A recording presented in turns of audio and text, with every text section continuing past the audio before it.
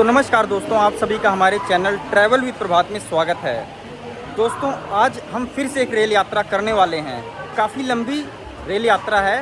Nandan Kanan express train का नाम है। यह पुरी से चल कर के दिल्ली के आनंद विहार तक जाएगी। और इस ट्रेन की अगर मैं बात करूं तो ये उड़ीसा के कुछ ज़िलों से होते हुए, पश्चिम बंगाल के कुछ ज़िलों से होते हुए, झारखंड, बिहार, उत्तर प्रदेश होते हुए दिल्ली पहुँचेगी।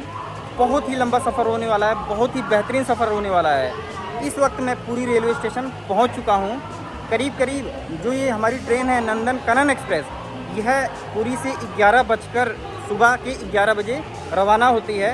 किसी भी वक्त ट्रेन लग सकती है। आपको ट्रेन भी दिखाएंगे और फिर हम जो हमारी जहां पर सीट है वहां भी चलेंगे। बहुत बढ़िया लग रहा है। पुरी का टूर तो लगभग ख़त्म होने वाला है। पुरी से जाने का मन नहीं कर रहा है। बहुत ही खूबसूरत जगह है, बहुत ही मन लगा यहाँ पर, लेकिन जाना तो पड़ेगा अपने घर अम्बाला चंडीगढ़। तो आज की हमारी यात्रा बहुत ही शानदार रहने वाली है। मिलते हैं फिर आगे ट्रेन में। हम 10 दिन का शानदार सफर समाप्त हो रहा है तो मन करा क्यों ना पुरी रेलवे स्टेशन पहुंचकर पुरी का जो ये फेमस आइटम है, नाम तो मेरे को समझ नहीं आ रहा है इसका क्या है, इसका आनंद ले लिया जाए। जब मैं पुरी रेलवे स्टेशन के बाहर पहुंचा और जो मैंने ये रथ यात्रा के स्वागत के लिए तस्वीरें देखी स्टेशन के बाहर, दिल में काफी दुख हुआ। दिल में ये दुख हुआ कि आज 6 जुलाई है और कल 7 जुलाई को रथ यात्रा होने वाली है और मैं रथ यात्रा नहीं देख पाऊंगा किसी कारण के कारण आपको भी पता है। ये लोग भारत के कोने कोने से रथ यात्रा देखने के लिए आ रहे हैं। काफी बड़ी संख्या है, इतने सारे लोग आ रहे हैं रथ यात्रा देखने और मैं जा रहा हूँ। दिल में काफी दुख हो रहा है, मैं काफी डिमोटिवेट हो रहा था। लेकिन तभी अचानक एक पॉजिटिव मन में ख्याल ये आया कि यार कोई बात नहीं, मैंने रथ यात्रा की तैयारियां तो देख ली, कोणार्क मंदिर तो देख लिया, पुरी बीच जो भारत का सबसे फेमस बीच है वह तो देख लिया। अगर मैं रथ यात्रा भी देख लेता तो क्या मैं दोबारा पुरी आता? तो इतनी सारी मैंने चीजें देख ली है, ये मेरी पॉजिटिव बात है। प्लस रथ यात्रा नहीं देख पाया तो इस बहाने मैं पुरी दोबारा आऊंगा। ये सोच करके मैं खुश ही हो रहा था कि जो हमारी ट्रेन थी नंदन कानन एक्सप्रेस, वह लग गई थी स्टेशन पर। यहीं से बनकर चलती है। इसका गाड़ी संख्या है 128-15। नंदन कानन एक्सप्रेस इस वक्त लग चुकी है और इसके स्लीपर कोच आप देख सकते हैं कितने साफ सुथरे दिख रहे हैं। लिखा भी हुआ है पुरी से दिल्ली के आनंद विहार तक यह ट्रेन जाती है। दिल में काफी खुशी हो रही है। मेरा टिकट 3rd AC में है। अगर मैं कॉस्ट की बात करूं तो 3rd AC का टिकट 1910 रुपए के करीब है।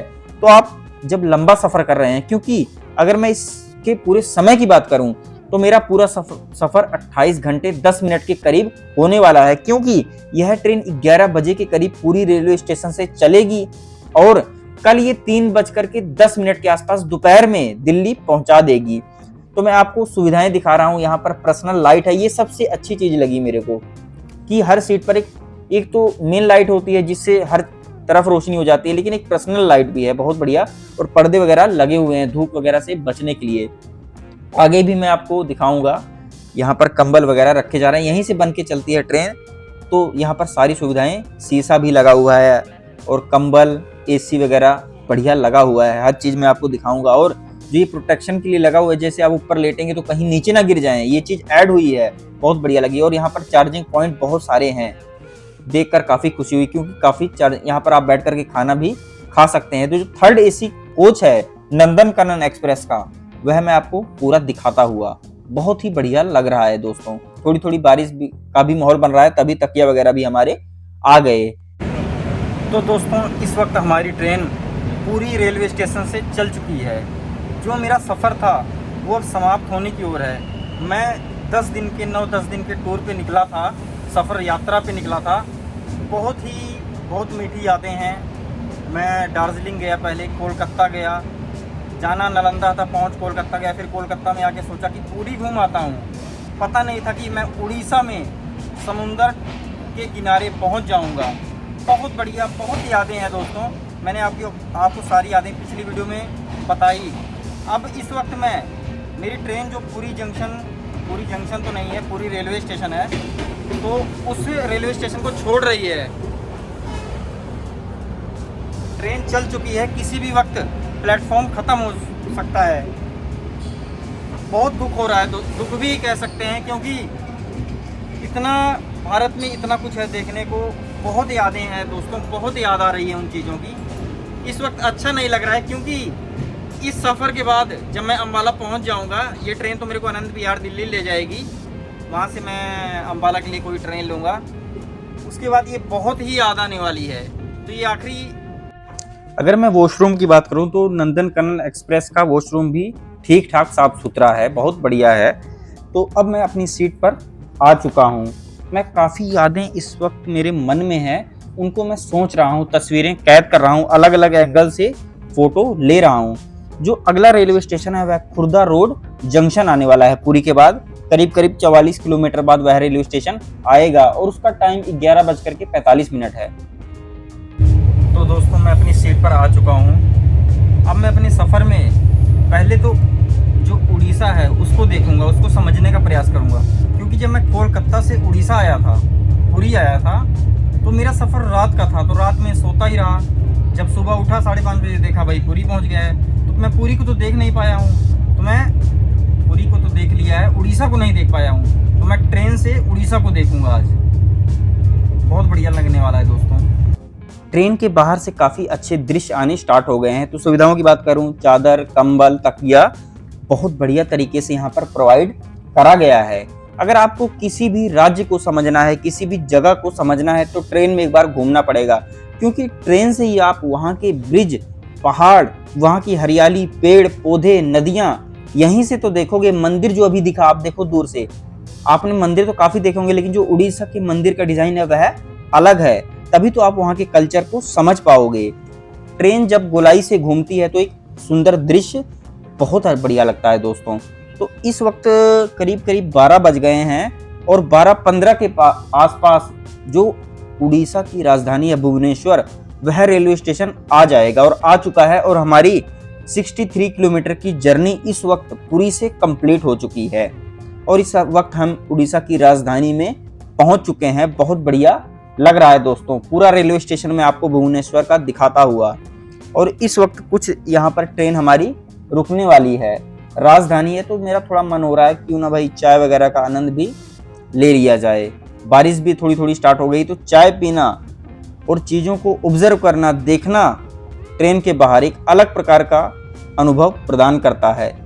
उड़ीसा को दिल में देखने की तमन्ना थी, आज वह तमन्ना पूरी हो रही है। क्योंकि जब मैं कोलकाता से उड़ीसा आया तो रात में पहुंचा था, रात में भी क्या ही देखता, नींद पूरी कर रहा था। और इस वक्त नदियां आना स्टार्ट हो गया है, बहुत बढ़िया लग रहा है दोस्तों। जो यह नदी गुजर रही है इसकी एक बहुत खास बात है, क्योंकि ये कटक से कुछ दूर पहले ही काफी पार्ट्स में डिवाइड हो जाती है और फिर समुद्र में अलग अलग पार्ट्स में मिलती है। तो कुछ इसका पार्ट कटक रेलवे स्टेशन से पहले पड़ता है और कुछ पार्ट कटक रेलवे स्टेशन के बाद पड़ता है, तो बीच में कटक रेलवे स्टेशन पड़ता है। तो इस वक्त हमारी ट्रेन कटक रेलवे स्टेशन पहुंच चुकी है और जैसे ही कटक रेलवे स्टेशन से हमारी ट्रेन चली तो जो महानदी के बाकी पार्ट्स थे नदी के, वह आना स्टार्ट हो गए थे। काफ़ी चौड़ी यह नदी है और इसका पानी बहुत ही साफ है और एक ब्रिज खत्म नहीं हुआ कि दूसरा ब्रिज आ जा रहा था। काफ़ी सुंदर दृश्य था। नदी किनारे जब यहाँ पर लोग बैठते होंगे उनको कितना सुंदर लगता होगा। ट्रेन से बैठकर इन सुंदर दृश्यों को देखकर मेरा मन कर रहा था कि मैं ट्रेन से उतर करके नदी के पास जाऊं और महानदी को देखूं, इसमें स्नान करूं, टाइम बिताऊं। लेकिन इन चीज़ों को मैं अभी अपनी लिस्ट में ऐड कर रहा हूं कि मुझे कटक भी आना है इस नदी को देखने। तो ये सब मैं सोच ही रहा था, तो इस वक्त पहाड़ भी दिखना यहाँ पर उड़ीसा में स्टार्ट हो गए हैं। इस वक्त दोस्तों बहुत अच्छा लग रहा है मुझे। एक चीज़ मैं आपको बताना चाहूँगा, इस सफ़र में जब आप किसी भी राज्य पहुँचते हैं तो जब आप वहाँ के देखो, चीज़ें तो वही होती हैं, वही पेड़ पौधे, लेकिन एक अलग अंदाज में होता है। जैसे पहाड़ हैं, यहाँ के जो किसान हैं, घर हैं और जो खेत हैं, अलग अलग प्रकार के घर के डिज़ाइन हैं। जब आप अलग चीज उन्हीं चीज़ों को एक अलग डिज़ाइन में, एक अलग नज़रिए से देखते हैं तो एक अलग प्रकार का अनुभव प्राप्त होता है, नई चीज़ें सीखने को मिलता है। तो ये चीज़ें मैं सोच ही रहा था, तो एक नदी और आ चुकी है। नदी पर नदी आ रही है, बहुत दिल खुश हो रहा है। जो इस वक्त नदी आ रही है इसका मैंने थोड़ा पता किया तो पता लगा ब्रह्माणी रिवर इसका नाम है दोस्तों। तो बहुत बढ़िया लगा जब मैंने जब असल में नदियों के पीछे मैं प्रेम की कहानी आपको दूंगा। एक रेलवे स्टेशन इस वक्त आ चुका है, ट्रेन हमारी खड़ी हुई है। अगर मैं रेलवे स्टेशन के नाम की बात करूं तो जाजपुर इस रेलवे स्टेशन का नाम है। तो एक मैं कहानी भी बताना चाहूँगा कि अब मैं इस नदी का नाम भी जानना चाह रहा हूँ। थोड़ा मैंने पता किया तो बैता रानी रिवर इसका नाम है। तो दोस्तों मैं नदी के जो पीछे का प्रेम है उसकी कहानी भी मैं आप लोगों को बताना चाहूँगा। असल में दोस्तों जब मैं छोटा था ना, सोशल साइंस की बुक में, ज्योग्राफी की जो हमारी बुक होती थी उनमें मैं पढ़ा करता था कि भारत की नदियों के नाम क्या है, इस राज्य में ये वाली नदी है, इस राज्य में ये वाली नदी है।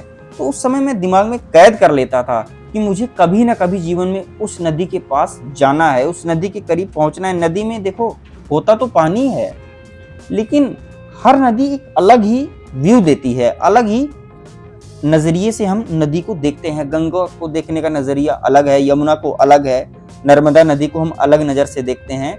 हर नदी का रंग भी हमें अलग अलग दिखता है। इन चीज़ों को मैं सोच ही रहा था कि लगातार यहाँ पर नदियाँ भी मेरे को इस सफ़र में देखने को मिल रही थी, तो दिल में काफ़ी खुशी हो रही थी। तो दोबारा मन हुआ क्यों ना चाय का आनंद लिया जाए। तो पास में ही सीट में दादाजी बैठे थे, तो वह मेरी सीट पर बैठ गए कुछ देर के लिए। तो अपने दादाजी की याद भी मेरे को आ गई, और जिस तरह से ये दादा और पोता पोती में प्रेम होता है, इन चीज़ों को मैं समझने का प्रयास कर रहा था। मेरे को एक चीज़ भी याद आ गई। चीज़ यह थी कि जब एक बार मैं 2009 में 9 साल का था और दशहरे का मेला देखने चंडीगढ़ से प्रतापगढ़ गया था, तो मेरे दादाजी ने मुझे उस वक्त 2009 में 10 रुपए दिए थे। तो बहुत ही दिल खुश हुआ था उस वक्त। ये चीज़ें मैं किसी को देख करके कोई भी दृश्य आपको याद आ सकता है। तो इस वक्त हमारी ट्रेन है जो वह बालासोर रेलवे स्टेशन से चल चुकी है। बहुत बढ़िया लग रहा है, उड़ीसा के रेलवे स्टेशनों से ट्रेन हमारी गुजर रही है, और जो यहाँ के रेलवे स्टेशन है उनका डिज़ाइन भी मुझे थोड़ा कुछ अलग दिख रहा है। उन चीज़ों को मैं समझने का प्रयास कर रहा था कि गांव में मुझे क्रिकेट खेलते हुए और छोटा सा तालाब भी दूर से ही देखने को मिल गया, और क्रिकेट देख करके मुझे भी याद आ गया क्यों मैं भी कभी बारिश में, कहाँ हम धूप वगैरह में 1-2 मैच ही खेलते थे, और जब बारिश का मौसम होता था तो पूरा दिन ही क्रिकेट खेलते थे। इन चीज़ों को याद कर रहा था कि फिर से एक नदी आ गई दोस्तों। जब हमारी ट्रेन नदी के ऊपर से, ब्रिज के ऊपर से जो गुजरती है, जो ध्वनि आती है, एक अलग प्रकार का सुकून मुझे देती है। तो इन चीज़ों को मैं एक्सपीरियंस कर ही रहा था। तो हमारी ट्रेन बीच बीच में छोटे रेलवे स्टेशनों पर रुक रही है, शायद सिग्नल वगैरह नहीं मिल रहा होगा। तो दंतन रेलवे स्टेशन पर हमारी ट्रेन जब मैंने पहुंची तो मैंने इसके बारे में सर्च करा, तो यह पश्चिम बंगाल में आता है। तो इस वक्त हम उड़ीसा को छोड़ चुके हैं पीछे, और पश्चिम बंगाल में हमारी ट्रेन पहुंच चुकी है। और मैं इस स्टेशन को देख रहा था, उसके बाद सो गया, और जब मैं सो के उठा दोस्तों तो काफी रात हो चुकी थी।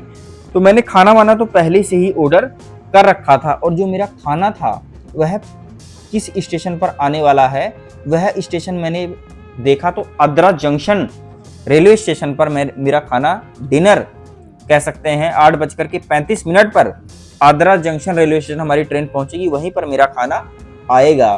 तो इस वक्त हमारी ट्रेन वहीं पर पहुंच चुकी है, और मुझे इंतजार है अपने डिनर का दोस्तों, क्योंकि काफ़ी भूख लग चुकी है दोस्तों।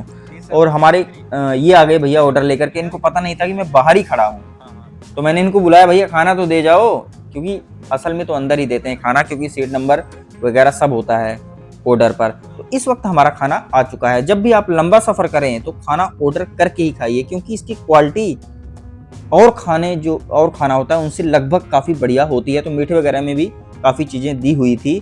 तो इस वक्त जब मैं सो के दोबारा उठा, खाना खा के मैं सो गया था दोस्तों, तो इस वक्त हमारी ट्रेन जो गया जंक्शन है वहाँ पर पहुँच चुकी है, और रात के 2 बज रहे हैं। तो इस वक्त सुबह हो चुकी है। मैं दोबारा सो गया, और जब सो करके दोबारा उठा तो सुबह हो चुकी थी, और करीब करीब प्रयागराज भी आने वाला था, उत्तर प्रदेश का प्रयागराज जंक्शन। उसका टाइम है 8:45 सुबह, और हमारी जर्नी टोटल कंप्लीट हो जाएगी प्रयागराज में 1100-1200 के करीब। तो बहुत ही पुराना ब्रिज है यमुना नदी का, वहाँ से मैंने यमुना नदी को देखा। और इस वक्त हमारी ट्रेन प्रयागराज पहुँच चुकी है। दिल ये भी कर रहा है कि प्रतापगढ़ यहाँ से 1 घंटे का रास्ता है, तो उतर करके प्रतापगढ़ चला जाऊँ। कभी ऐसा भी करूँगा ये वाला एडवेंचर, लेकिन टाइम इसकी इजाज़त नहीं देता दोस्तों।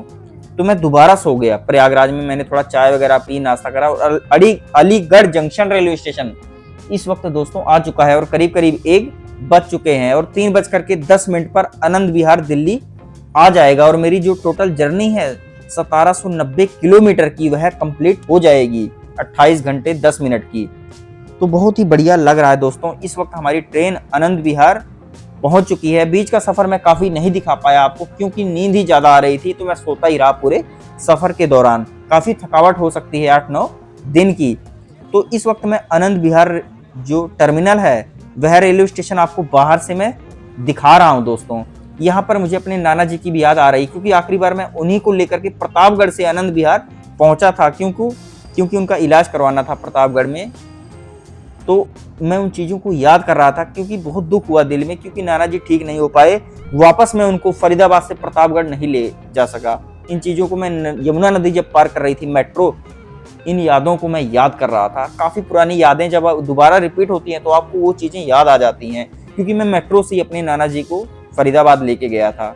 बहुत ही यादगार चीज़ है मेरे लिए। तो इस वक्त मेट्रो लेकर के मैं नई दिल्ली आ चुका हूँ क्योंकि मैंने शताब्दी एक्सप्रेस ट्रेन है जो नई दिल्ली से चंडीगढ़, उसका टिकट पहले से ही करा लिया था जब मैं नंदन कनन एक्सप्रेस में ट्रैवल कर रहा था। खाने पीने का मैंने थोड़ा सामान ले लिया, बिरयानी वगैरह, क्योंकि मैंने जो टिकट बुक करी है ना शताब्दी एक्सप्रेस की, विदाउट फूड करी है टिकट बुक, तो खाने पीने का मैंने थोड़ा सामान ले लिया क्योंकि ज़्यादा भूख नहीं है।